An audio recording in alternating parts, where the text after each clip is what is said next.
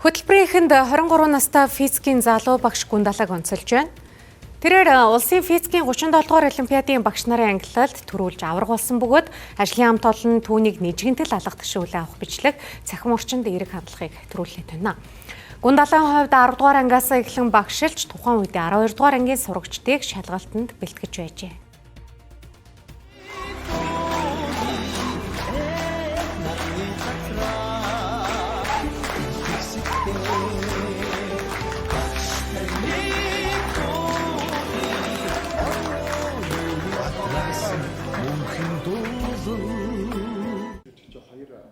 Олонлог эгзээ сургуулийн багш Гүндалагын хувьд дан ганц физикч гэлтгүй математикийн багш нарын дүүрэг нийслэлийн авраг болж байсан нэгэ. Тэр багаасаа физикийн шинжлэх ухааныг сонирхож ирсэн байна. Физик математикийн шинжлэх ухаанд өөрийн бүхнээ зориулсан тэрбээр эрүүл мэндийн шалтгаантай. Энэ шалтгааныг нь харсан зарим цахим хэрэглэгчид хандив цуглуулах талаар хүртэл ярьж байсанд баг зэрэг эмзэглэжээ. Тэрбээр манай үзэгчдэд хандаж биеийн байдал хэвэн байгаа гэдгээ хэллээ. Одоо 23 настай Гүндалаг 10 дугаар ангиас хойш багшилж эхэлжээ. Миний анхны шавж би одоо 10 дугаар ангитай дээд үеийнхтэй ээш 12 ихтэй ээш билжсэн. Надад шавж надаас өөрөө 2-оор авахгүй байдаг. Хамгийн анхны шав гэвэл ээш билжсэн. Тэнгүүтээ 1-р курстэй гэвэл одоо манай физикийн техникийн улам өргөх гэдэг багш байдаг. Багш дээр маа нөгөө болсон яамны нэг төсөл хэрэгжээд спином гэдэг төслийн хүрээнд одоо артлын 3 аймаг хөвсгөл болгон Эрдэнэ гэсэн 3 аймаг дээр ер нь бол айгүй тийм би яг төлхөө ингээд онл гэхээс илүү айгүй практик сайтай гэж өөрийгөө боддог. Юу гэнгүү тэр 3 аймаг дээр ингээд очиж ингэж хүүхдүүд хичээл заасан.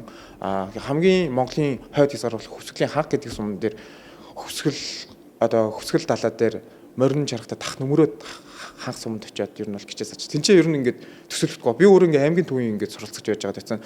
Тинчээ ингээд хүүхдүүд би одоо кинонд л гарч ирсэн байхгүй миний үед би ч жинзэн юм чи ингээд хүүхдүүд ингээд ангийнхан галыг өөрсдөө түлдэг. Тэнгүү тинчээ ер нь ингээд ер нь бол математикийн багш нарын айгүй их хомсдолтой тэр зах хязгаард ер нь бол тэр сумд амьддаг юм уу тиймэрхүү хүмүүс л багшилдаг.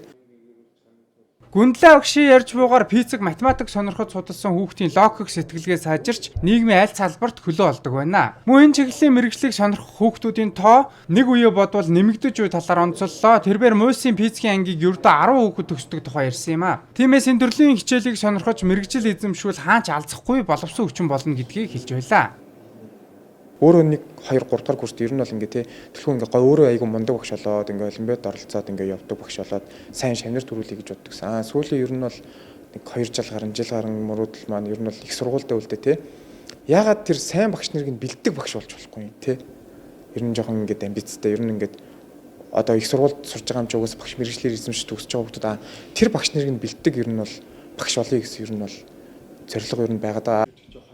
Багш Гүндалагын хувьд цаашдын зорилго нь физикийн шилдэг мэргэжилтнүүдийг бэлдэх багш нарыг бэлтгэдэг болохыг хүсдэг тухайгаа хэллээ. Мөн Аз дэлхийн физикийн авраг сурагчдыг бэлтгэхийг зорж байгаа илэрхийлсэн юм. Тэрбээр манай улсын сурагчид физикийн дэлхийн аврагыг хараахан аваагүй байгаа талаар дурдсан бөгөөд тэдэнд гүүрэн болж өгнө гэдгээ итгэлтэйгээр хэллээ.